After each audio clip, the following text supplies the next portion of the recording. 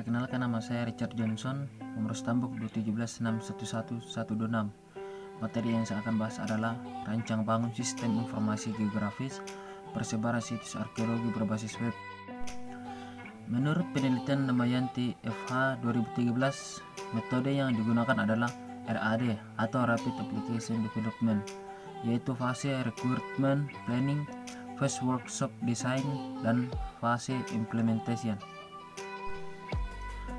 Tujuan penelitian: melakukan proses web mapping, melakukan pencatatan data situs, menyatukan hasil web yang berfungsi sebagai interface, menyatukan sistem informasi spasial berbasis web. Manfaat penelitian bagi masyarakat: pertama, memberikan kemudahan dalam mengakses informasi mengenai persebaran situs arkeologi. Yang kedua, memudahkan masyarakat dalam melihat dan mengetahui lokasi titik persebaran situs arkeologi. Metode pengumpulan data. Yang pertama, studi pustaka.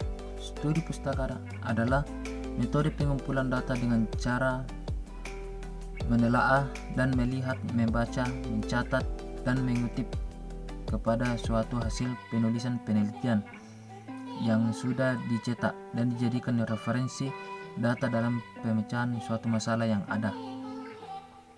Yang kedua, observasi. Observasi merupakan teknik atau pendekatan untuk mendapatkan data primer dengan cara mengamati langsung objek datanya. Yang ketiga, wawancara. Mengumpulkan data dengan mewawancarai orang yang terkait langsung dengan kajian penelitian yang sedang dilakukan. Metode pengembangan sistem.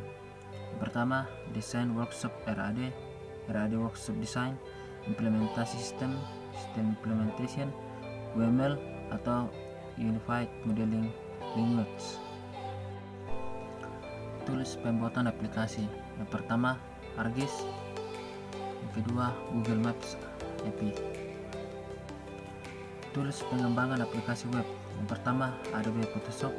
Yang kedua, Dreamweaver. Ketiga, SAM. Keempat, MySQL. Yang kelima, PHP. Karakteristik sistem. Yang pertama, komponen-komponen sistem. Suatu sistem terdiri dari sejumlah komponen yang saling berinteraksi, yang artinya saling bekerjasama membentuk suatu kesatuan. Batasan sistem. Batas sistem merupakan daerah yang membatasi antara suatu sistem dengan sistem lainnya dengan lingkungan luarnya. Lingkungan luar. Lingkungan luar merupakan apapun di luar batas sistem yang mempengaruhi operasi sistem yang dapat bersifat menguntungkan atau merugikan sistem tersebut. Penghubung. Penghubung merupakan media penghubung antara satu subsistem dengan subsistem lainnya. Melalui penghubung ini memungkinkan sumber-sumber daya mengalir dari suatu subsistem ke subsistem yang lainnya. Masukan sistem. Masukan sistem merupakan energi yang dimasukkan ke dalam sistem. Masukan dapat berupa peralatan, maintenance input, dan masukan signal input. Keluaran. Suatu sistem dapat mempunyai suatu bagian pengolah yang akan merubah masukan menjadi keluaran. Pengolahan, sasaran, tujuan. Kriteria sistem informasi. Yang pertama, debit. Debit merupakan jumlah data dan informasi yang mengalir bits per satuan waktu. Yang kedua, response time. Response time merupakan waktu antara event, reaksi terhadap event, sampai dengan proses terhadap event selesai dilakukan. Yang ketiga, cost. Cost merupakan biaya yang dikeluarkan untuk memperoleh informasi dari data. Yang keempat, pemenuhan fungsi. Pemenuhan fungsi merupakan atau yang didefinisikan harus dapat dijalankan sebagaimana direncanakan. Sistem informasi geografis. Sistem informasi geografis adalah kumpulan yang terorganisir dari perangkat keras komputer, perangkat lunak, data geografis, metode dan personel yang dirancang secara efisien untuk memperoleh, menyimpan, memperbaharui, memanipulasi, menganalisis, dan menampilkan semua bentuk informasi yang bereferensi geografis. Fungsi sistem informasi geografis. Yang pertama, sebagai bank data geografis. Yang kedua, sebagai sarana bantu pengambilan keputusan. Yang ketiga, sebagai sarana pengendalian operasional dan pemantauan. Kemampuan SIG memasukkan dan mengumpulkan data geografi. Yang kedua, mengintegrasikan data geografi. Yang ketiga, menyimpan dan memanggil kembali data geografi. Yang keempat, merepresentasikan atau menampilkan data geografi. Mengelola data geografi, memanipulasi data geografi, menganalisa data geografi, menghasilkan keluaran data geografi dalam bentuk peta tematik, tabel, grafik, laporan, dan lainnya. Database Management System DBMS merupakan koleksi terpadu dari database dan program komputer utilitas yang digunakan untuk mengakses dan memelihara database. Keuntungan DBMS mengurangi pengulangan data, mencapai independensi data, mengintegrasikan data beberapa file, mengambil data dan informasi dengan cepat, meningkatkan keamanan. Geodatabase adalah membangun sebuah basis data yang terintegrasi menjadi pusat sumber data dan dapat diakses oleh berbagai aplikasi yang telah ada maupun yang akan dibangun selanjutnya untuk kebutuhan informasi dan analisis.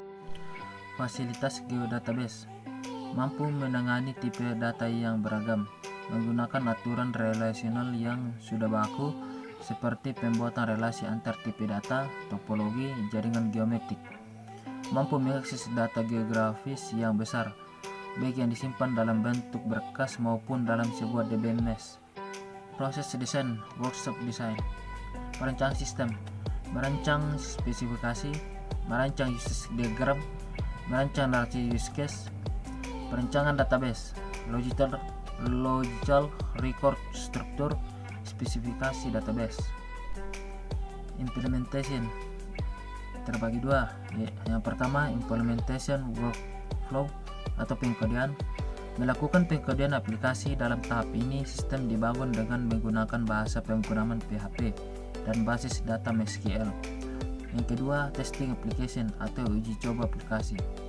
Dalam tahap ini, penulis melakukan pengujian sistem dengan metode black box dengan melakukan input data pada sistem dan melihat apakah outputnya sesuai dengan perancangan sistem yang dibangun.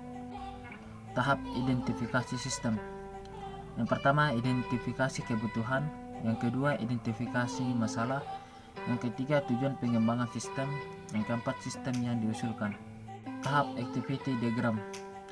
Yang pertama, activity diagram registrasi. Yang kedua, activity diagram login. Yang ketiga, activity diagram konfirmasi registrasi. Yang keempat, activity diagram kelola data klien. Yang kelima, activity diagram kelola data situs. Yang keenam, activity diagram lihat grafik. Yang ketujuh, activity diagram lihat grafik. Yang kedelapan, activity diagram verifikasi data situs. Yang kesembilan, activity diagram kelola peta.